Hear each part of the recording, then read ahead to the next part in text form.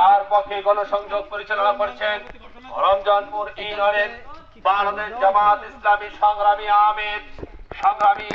আমির জনাব মাওলানা আলী আকবর এবং বিপ্লবী সাধারণ সম্পাদক জনতা জনাব আলামিন পাইকের নেতৃত্বে বাংলাদেশ জামাত ইসলামীর নেতৃবৃন্দ আজকের এই গণসংযোগ পরিচালনা করছেন।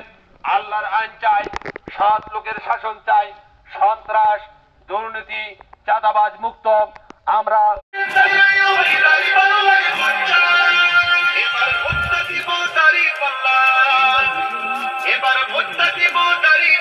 সবার কাছে দোয়া চাই, দিব আমরা গাড়ি পাল্লাতে ভাই, এবার ভোটটা দিব আমরা, এবার ভোটটা দিব আমরা।